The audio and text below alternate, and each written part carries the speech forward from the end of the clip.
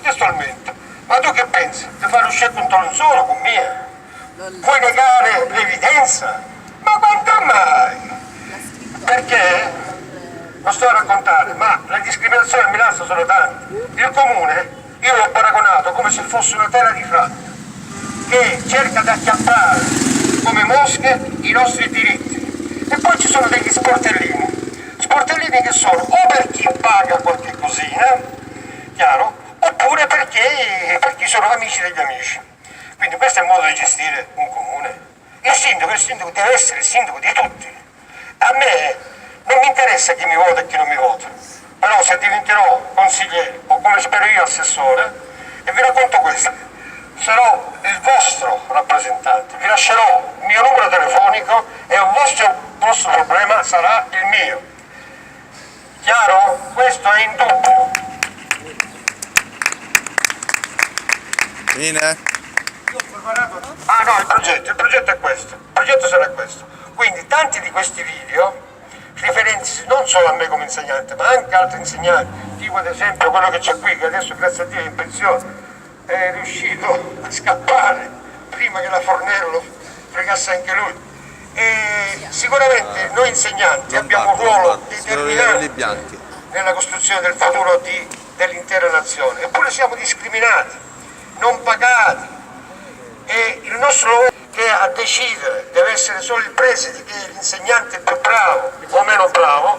La porcata è arrivata alla fine. Allora, cosa invece bisogna fare? Io sto aprendo un sito, Liberi Resurrection, perché deve essere la risurrezione di un popolo. Dobbiamo, lì non l'ha fatto, è un comico. Perché non lo possiamo fare noi? Dobbiamo farlo noi. Cioè i grillini qua a Milano che fine hanno fatto?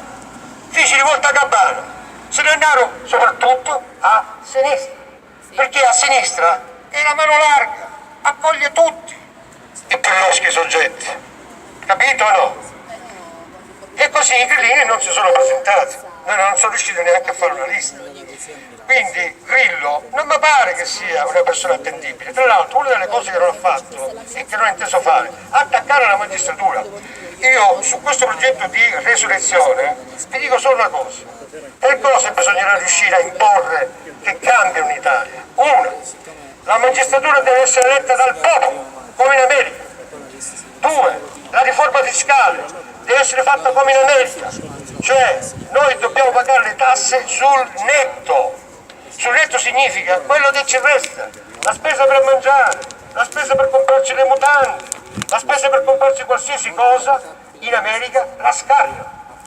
Quindi quando succederà che si potrà pagare sul netto, noi cittadini comuni non pagheremo niente se le cose continuano così. Assolutamente, non potremo pagare niente. E poi quest'altro aspetto cosa implica? Implica che non ci potrà essere più evasione fiscale, perché è una cosa chiusa su se stessa. No, scusa, tu non ridere perché tu sei un economista, e quindi se c'è la registrazione di tutto, ciò che si compra e ciò che si vende, ognuno è registrato, e quindi con il sistema informatico voglio vedere se poi possono evadere le tasse. Sarà sicuramente molto più difficoltoso. Ragioniamo poi a 4 occhi, anzi a 8 occhi.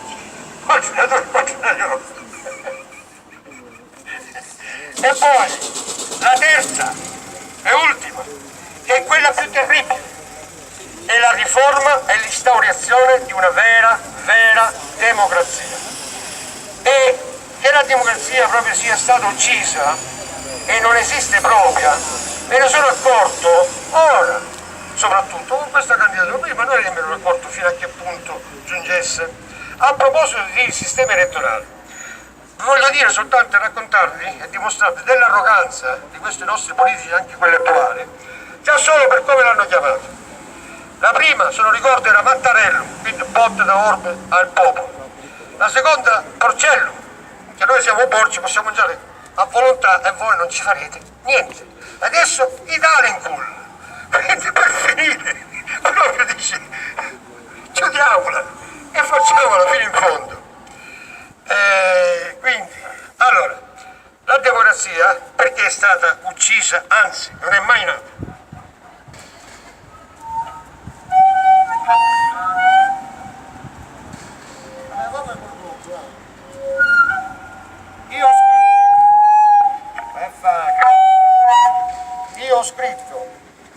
avuto voto per rappresentarlo con coraggio, difendere i tuoi diritti e dare speranza. Con il voto, per amici o parenti non cambia niente. Perché io dico che questo sistema elettorale a livello capillare uccide proprio la democrazia? Perché nel momento in cui ci sono 7-8 candidati a sindaci, 500 consiglieri e poi si finisce con essere costretti a votare per i parenti, ma quale scelta politica avviene o di coscienza negli elettori? Nessuna, mi pare proprio nessuna. Invece ci dovrebbero essere 2 candidati soltanto e con coscienza libera il cittadino potrebbe avere la possibilità di scegliere. Un ultimo colpo voglio dare a Benigni, sicuramente un comico eccezionale, Di sinistra Benigni. molto in gamba, però c'è un però. Lui si fa un mazzo di soldi e si è colorato di sinistra, e questa è la cazzata che sono le più grosse che ha fatto, e poi dice delle grosse puttanate. Lui fondamentalmente sono 2 le cose su cui dà spettacolo: Dante Alighieri e poi la Costituzione. Da cosa volete che cominci? La Costituzione. La Costituzione forse è quella che più ci interessa.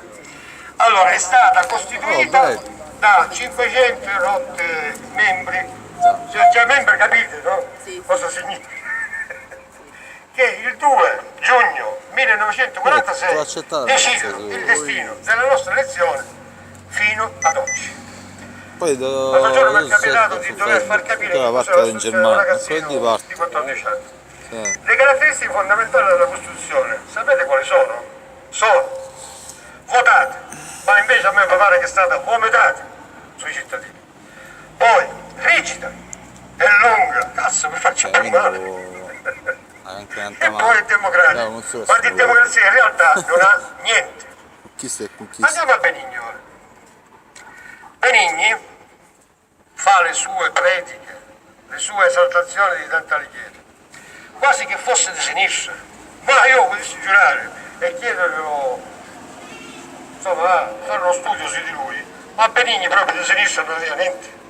Io penso che fosse un democratico, sicuramente un democratico, perché quello che traspare dalla Divina Commedia è questo, non che fosse di sinistra. Una sigaretta fuori, perché loro hanno l'arroganza, quelli di sinistra, che tutto ciò che è cultura è solo, esclusivamente di sinistra. E questa è una presunzione inammissibile. L'arte è qualcosa libera, ci appartiene all'universo, non può essere colorata di colori politici. Ma stiamo scherzando? Io sono un artista anche. Signore, siccome c'è poca gente, io ho chiuso con una poesia. Va bene? Che poi in effetti è un'allegoria potente, perché rappresenta lo stato d'abbandono, la realtà attuale, la realtà dei giovani, la realtà delle nostre montagne, delle nostre terre. Questo l'ho scritta e l'ho allegata nella tesi di laurea, perché io una tesi di laurea l'ho fatta sui Nepali. Allora pesavo 69 kg. Poi il nervosismo.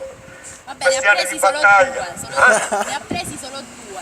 Sì, solo 2, solo 30, 40, 200 kg ho preso. Allora, si intitola Lamento di Munti. È rivolta ai politici.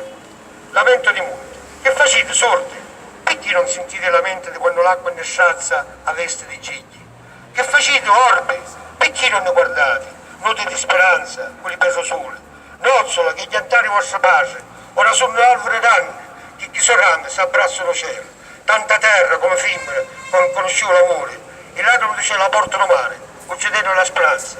Venniamo fuori dall'acqua a dare la vita, perché ne facete morire scordati? A posto.